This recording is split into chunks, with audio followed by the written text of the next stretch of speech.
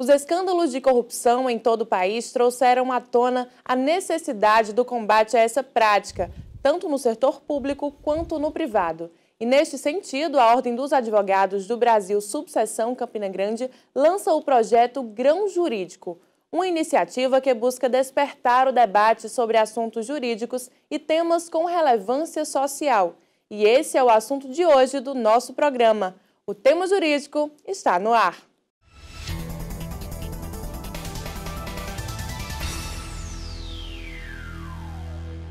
Olá, boa tarde a todos que nos acompanham aqui na TV Itararé.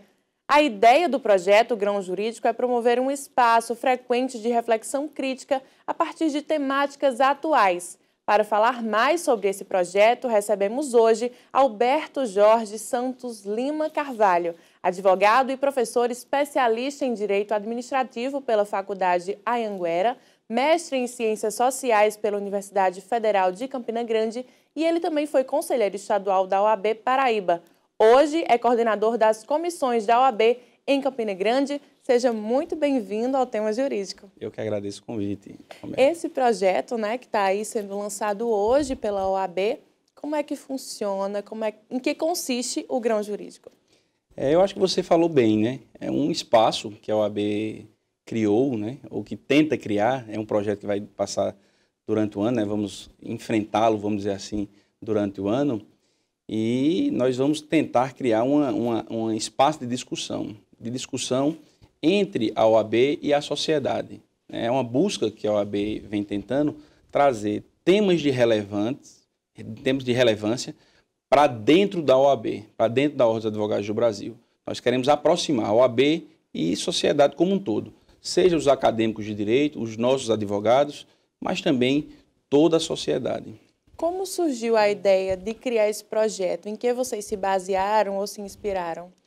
Na verdade, esse projeto surgiu, a ideia desse projeto surgiu num bate-papo, né? Num cafezinho. Eu não tomo café, brinco com isso, mas surgiu uma conversa, estávamos eu e mais dois amigos, dois professores também, um delegado de polícia, Dr. Yasley e Dr. Felipe, e a gente conversava sobre a necessidade de se discutir temas de relevância social. E, a partir dessa conversa, eu trouxe essa proposta para o presidente Jairo de logo encampou a ideia e a gente resolveu fazer essa discussão na Ordem dos Advogados, né? Para transformar a OAB ou devolver à OAB o seu lugar de destaque, né? De protagonismo nas discussões sociais, de relevância social. Não apenas de temas jurídicos, mas de temas, aí eu repito, de grande relevância social. Eu acho que esse espaço, realmente, os acadêmicos, de direito, todo mundo que está nessa área estava sentindo realmente essa necessidade de ter esse espaço. Mas como é que vai funcionar esse projeto? Vão ser encontros mensais, palestras? Me explica como é que vai ser isso. Na verdade, eu até... Hoje de manhã eu estava dando entrevista na rádio e essa questão foi feita e ele sempre fazia referência a um evento, Grão Jurídico. Na verdade, não seria um evento. O Grão Jurídico não é um evento, é um projeto. É algo mais amplo. É algo muito mais amplo. Então, o Grão Jurídico ele teve início no dia 26. Então, o primeiro encontro do Grão Jurídico foi no dia 26. No dia 26 de maio, como se deu o Grão Jurídico? Uma palestra. Então, nós tivemos a oportunidade de contar com dois professores de João Pessoa, da UFPB. Eles vieram até Campina Grande para falar sobre uma temática específica. Mas o Grão Jurídico é um projeto, como você bem falou, que vai passar durante todo o ano, né? E espero que não acabe nunca mais, né? Espero que perpetue aí por muitos anos. E ele vai se apresentar de que forma? Nós escolhemos as sextas-feiras à tarde. Que sextas-feiras? A última sexta-feira de cada mês. Então, a última sexta-feira de cada mês, às 2h30 da tarde. E por que o horário? Pela facilidade. Os advogados, na sexta-feira à tarde, é um dia mais tranquilo, assim como os acadêmicos de direito, né? Nas faculdades de Campina Grande não existem aula à tarde, às vezes existem os núcleos, mas como não existe audiência na Justiça Estadual, né? Não existe expediente forense, como também o número de audiência na Justiça do Trabalho, na Justiça Federal, é bem reduzido na sexta-feira, então seria um horário mais tranquilo para aqueles que estão envolvidos nessa sistemática do direito, né, que envolve o direito. Então, na última sexta-feira do mês, às 2h30 da tarde, sempre no auditório da Ordem, é o que eu lhe dizia, a OAB chama a sociedade para fazer essa discussão. Então, seria essa a sistemática. Última sexta-feira do mês, às 2h30 da tarde, sempre gratuito e sempre tratando de assuntos de relevância social. Foi realmente um dia e um horário pensado para que a maioria das pessoas que estivessem envolvidas, né, no mundo do direito pudessem participar. A gente falava nessa questão dos temas, né, de relevância social, mas quais seriam esses temas discutidos nesses encontros? O primeiro encontro nós tratamos de compliance empresarial, né, a grande discussão a respeito da corrupção empresarial, né. Então, um tema que chamou a atenção de muita gente, estudantes de direito, advogados, empresários. Me surpreendeu o fato de contar com inúmeros estudantes de administração, né, pessoas que vão trabalhar, os futuros empresários, né, interessados nessa temática, mas nós vamos trabalhar vários outros temas, né? E aí eu acho que esse é o grande diferencial. O projeto é grão jurídico, mas não necessariamente nós vamos tratar de temáticas essencialmente jurídicas. O nosso objetivo é tratar de temas de relevância social, seja na área de política, seja na área de ação social, seja na área de economia. Então, nós vamos buscar trazer para a ordem essas discussões. Aí você me perguntava, e quais seriam esses temas? O projeto é em contínua construção. O nosso próximo encontro só será em agosto. E por que não será em junho e julho? Período de férias. Como nosso público-alvo também são os estudantes, até por respeito aos estudantes, nesse período de férias nós não vamos ter. E aí será também um período de reformulação, estudar o que foi feito, dar continuidade no que acertou e planejar os outros encontros. Nós temos, por exemplo, algumas temáticas que já estão em compasso de espera, né? Questões que envolvem, por exemplo, a participação da mulher na política, a participação da mulher na advocacia, né, questões que envolvem especificamente questões de gênero, né, como também questões de meio ambiente, né, um grande tema que vem sendo discutido hoje em Campina Grande e talvez não tenha sido dado a ele grande relevância, que é os maus tratos aos animais, que a OAB também faz esse tipo de discussão. Era o que eu ia perguntar agora. Além desse projeto Grão Jurídico, quais são as outras ações da OAB nesse sentido, na questão social? Desde 2018, quando a atual gestão assumiu, vamos dizer assim, os destinos, né, da OAB de Campina Grande, a nossa grande pauta é fazer com que a OAB participe efetivamente das discussões que permeiam a sociedade de Campina Grande, da Paraíba e, quiçá, do Brasil. Então, esse é o grande objetivo. Então, desde o dia 2 de janeiro de 2016, nós começamos a criar pautas e entrar em pautas desse tipo de discussão.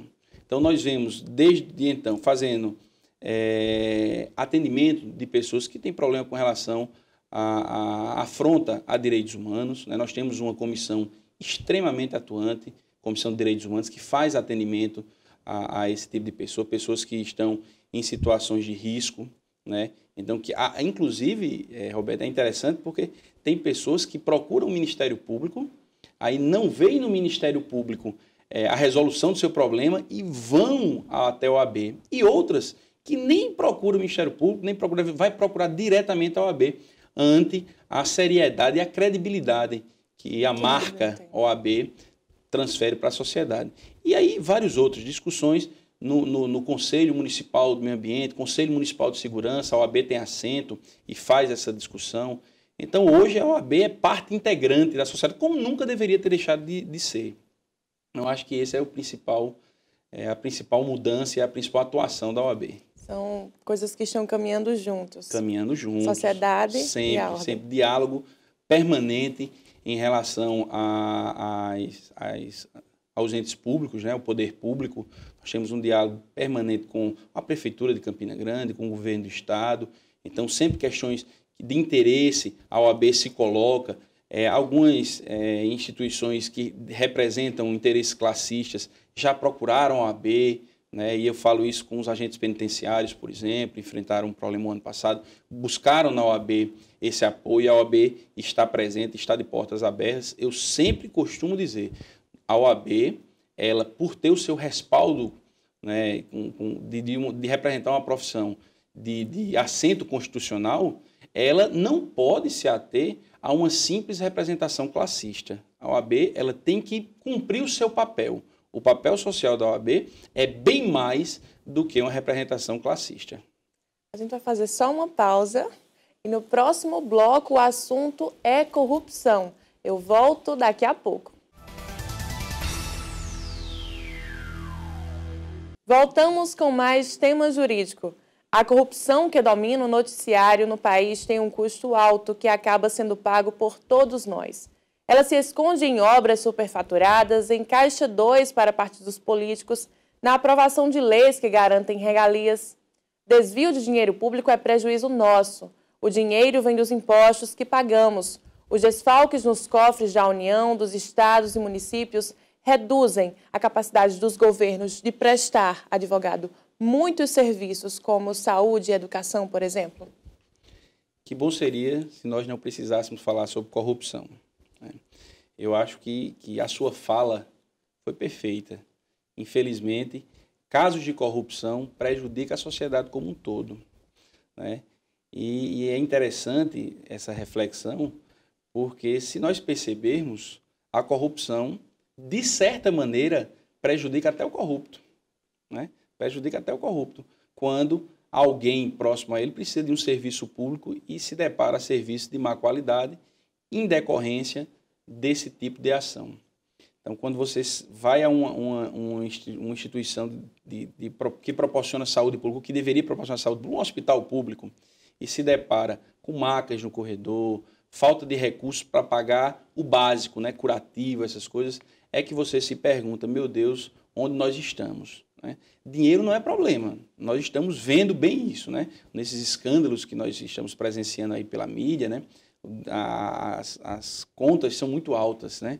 Eu não consigo, minha calculadora não permite fazer aquele tipo de conta, são bilhões, né, que são desviados. E aí você necessariamente faz a pergunta, tanto dinheiro desviado e tanta coisa a ser feita. Esse realmente é um problema que nós enfrentamos.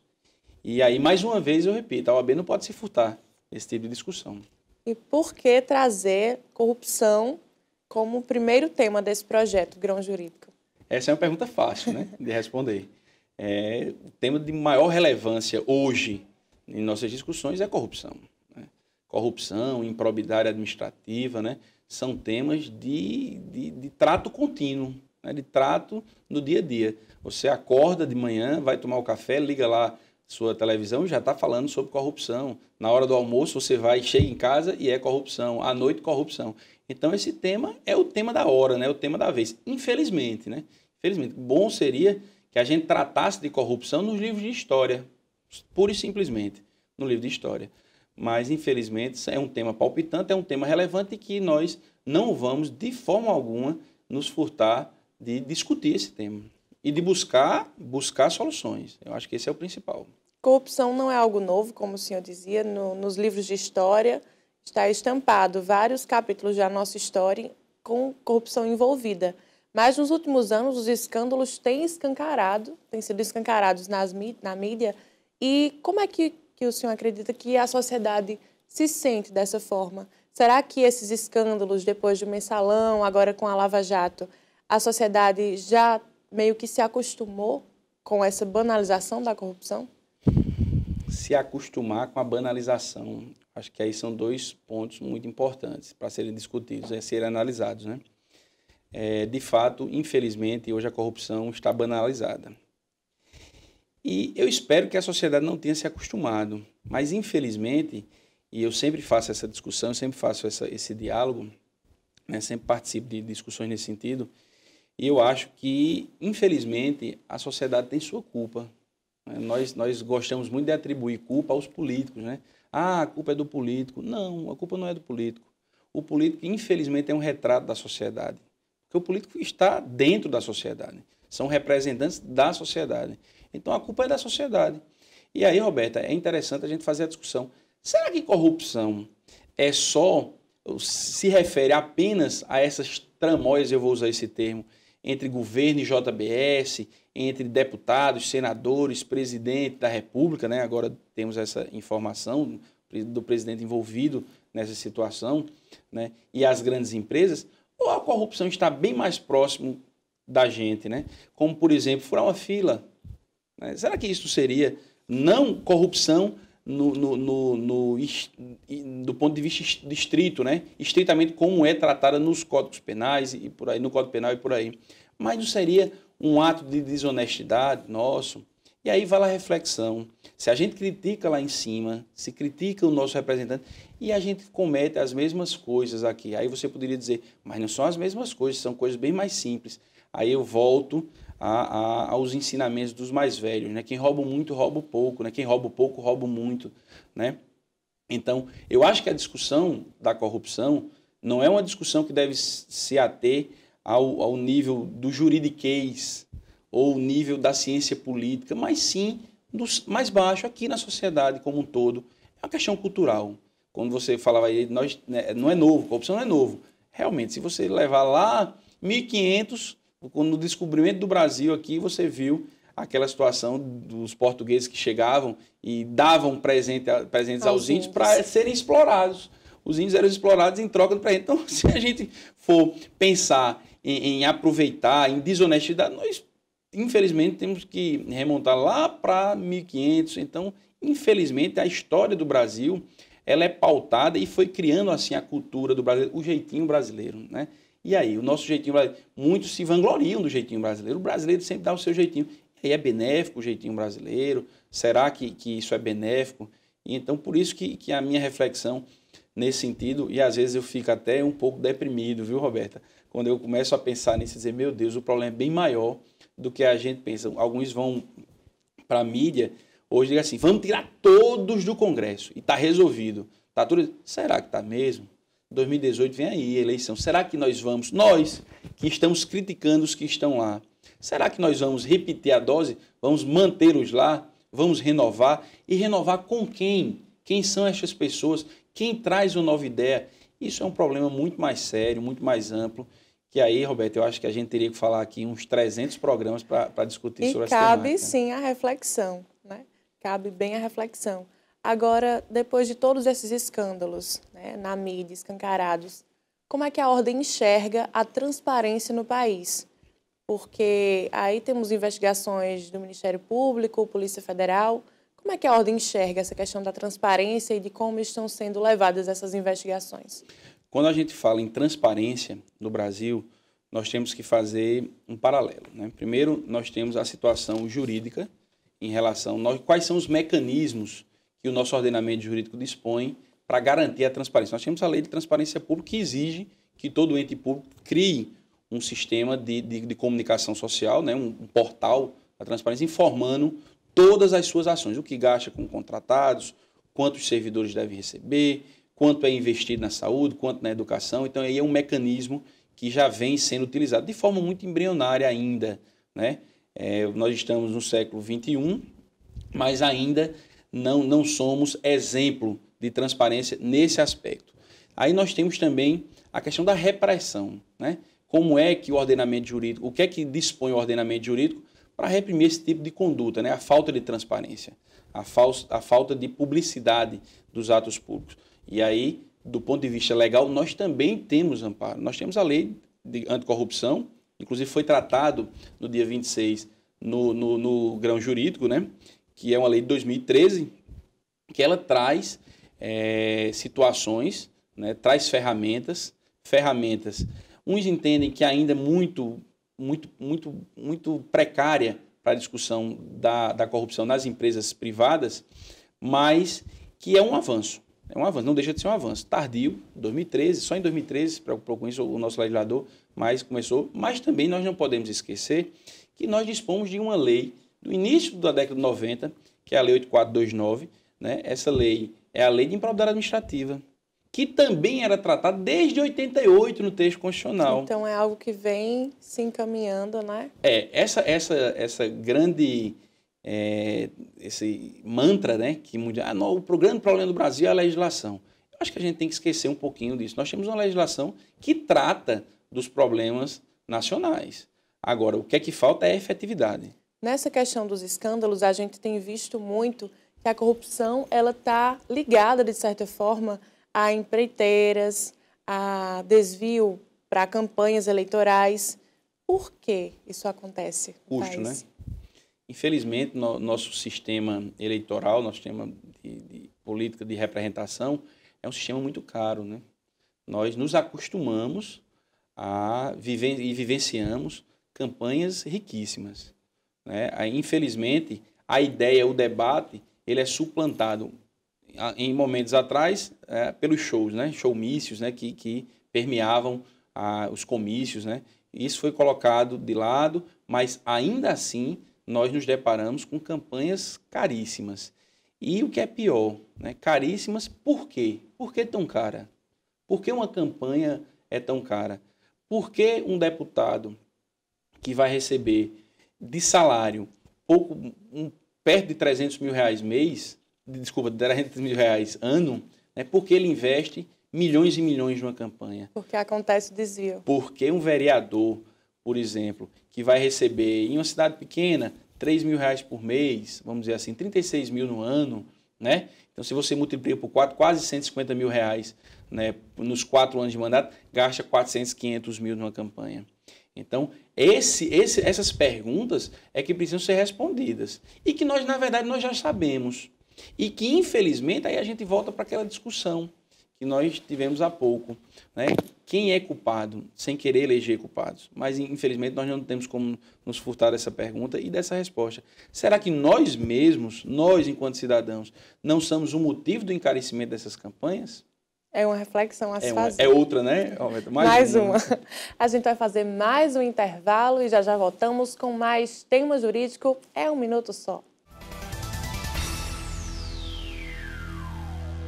Voltamos com o último bloco do Tema Jurídico, que hoje recebe o advogado e professor Alberto Jorge. Alberto, o senhor coordena também comissões na OAB. Qual a função dessas comissões? Quais são as pretensões dessas comissões? Eu costumo dizer que a OAB ela se movimenta através de suas comissões, né? Então, as comissões são as discussões temáticas, né? Hoje nós temos 16 comissões na OAB de Campina Grande. Já foram 30. Mas desde 2016 nós enxugamos, né, essas comissões, esse número de comissões, até unimos uma comissão à outra, e hoje nós temos 16 comissões. E eu fico muito feliz de dizer isso, nós temos 16 atuantes comissões. Nós hoje temos 16 comissões que se reúnem na própria sede da OAB, né, eles se reúnem, fazem esse debate, fazem essas discussões. Por exemplo, o grão jurídico, essa discussão foi levantada e foi trazida para a diretoria da OAB, mas foi trabalhada e planejado, né, nos seus pormenores pela Comissão de Ensino Jurídico, né, da Ordem. Então, é um evento da Ordem, é um projeto da Ordem, mas trabalhado pela Comissão de Ensino Jurídicos. E aí nós temos várias outras, né, como eu disse, são 16, que tratam dos mais variados temas. Nós temos, por exemplo, Comissão de Direitos Humanos, como eu já tinha falado. Nós temos Comissão de Direito Difuso e Direito do Consumidor. Nós temos Comissão de Direito Tributário e Direito Empresarial. Nós temos Comissão do Jovem Advogado. Nós temos Comissão da Mulher Advogado. Com relação à do Jovem Advogado, qual o apoio que a OAB tem dado a esses profissionais que estão ingressando agora na carreira? Esse é um problema a ser enfrentado.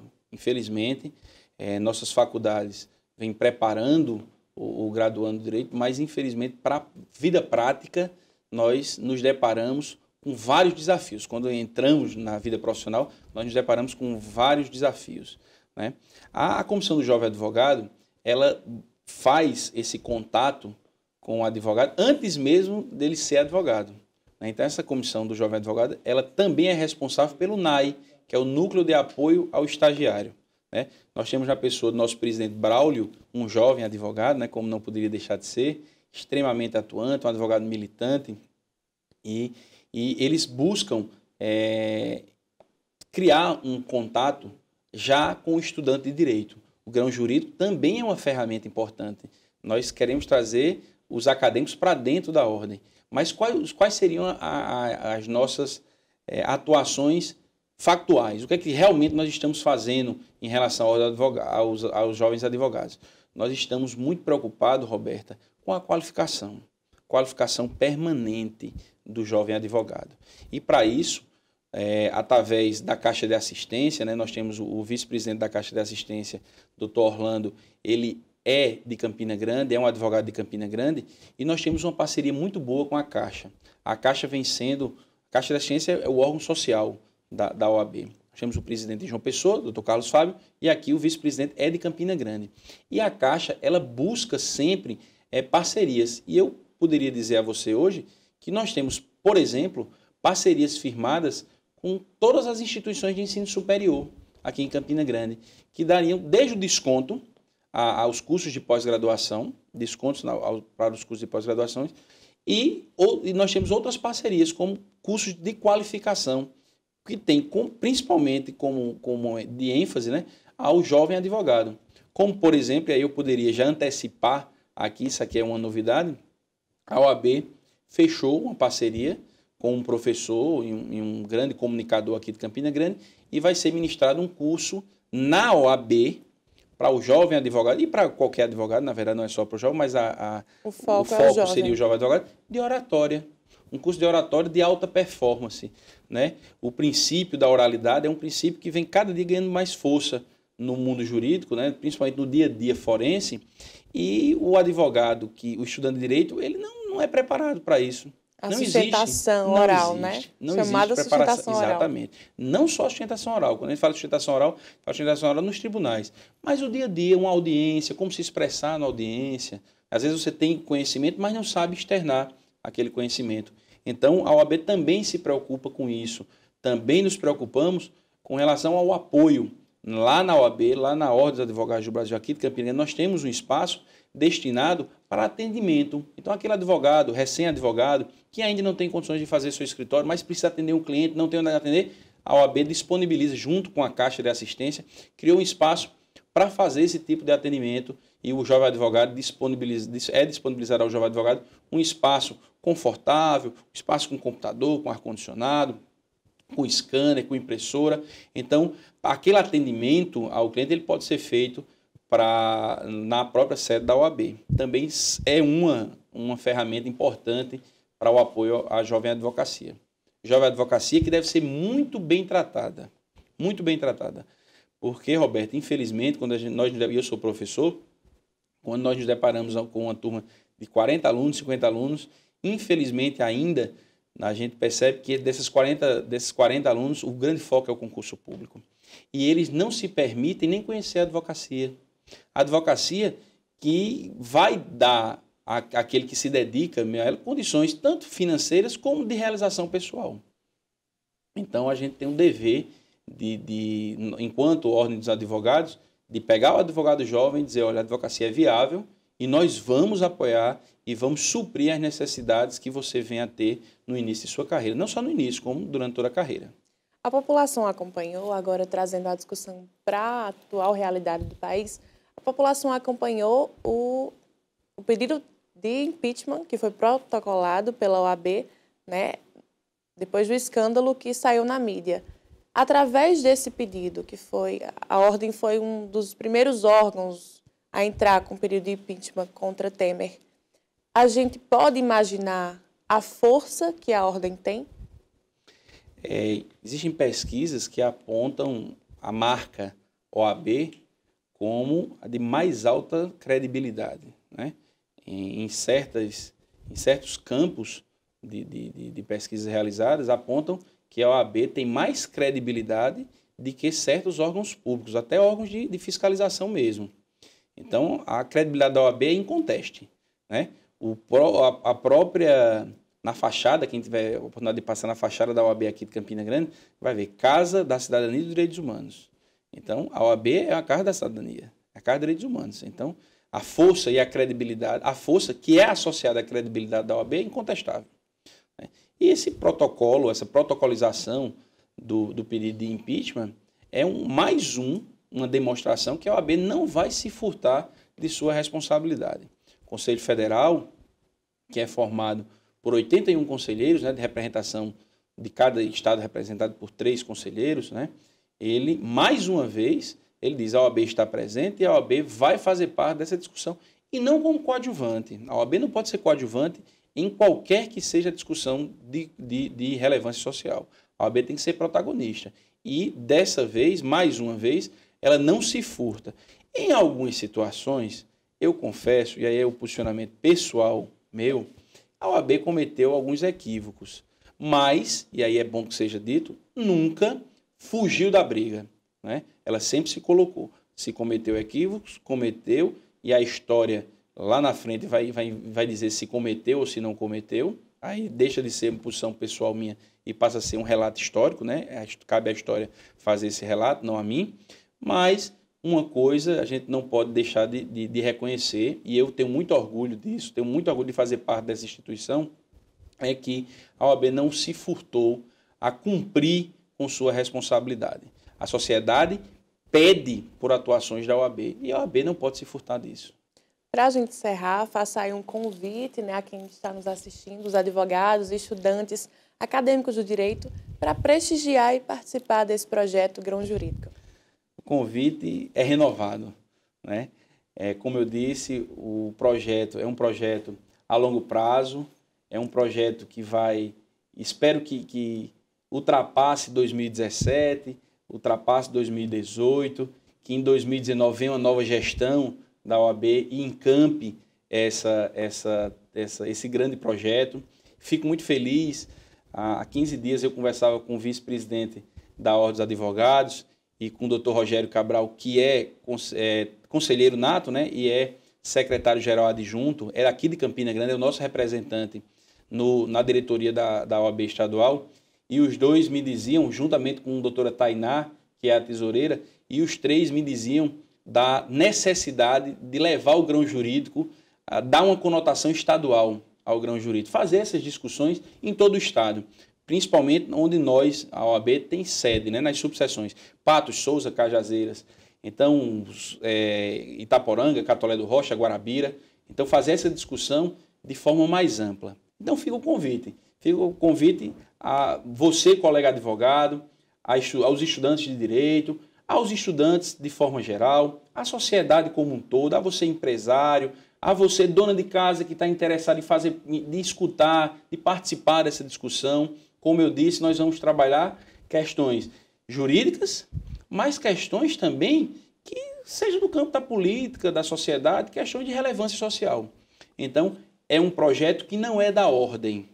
Eu espero que o grão jurídico ganhe essa conotação, seja um projeto de relevância social, já que nós vamos querer discutir questões de relevância social. Então, fica o convite para participar. O próximo só em agosto, né? Só em agosto, e até lá nós teremos 2 meses para formatar, corrigir os erros e tentar melhorar ainda mais o grão jurídico. A gente agradece. E aí, Roberta, eu peço até licença, quero fazer um convite também para que venham conhecer a Ordem, que venham ter consciência do que a Ordem dos Advogados do Brasil realiza em Campina Grande. A gente agradece a sua participação Eu que agradeço aqui, o convite. suas contribuições. E o tema jurídico vai ficando por aqui. Eu aguardo vocês nas redes sociais com sugestões de assuntos que podemos discutir no nosso programa. Você também pode nos acompanhar no canal do YouTube. Acesse lá e participa com a gente. No próximo sábado eu volto com mais debates de especialistas na área jurídica. A todos um ótimo final de semana. Até o próximo programa.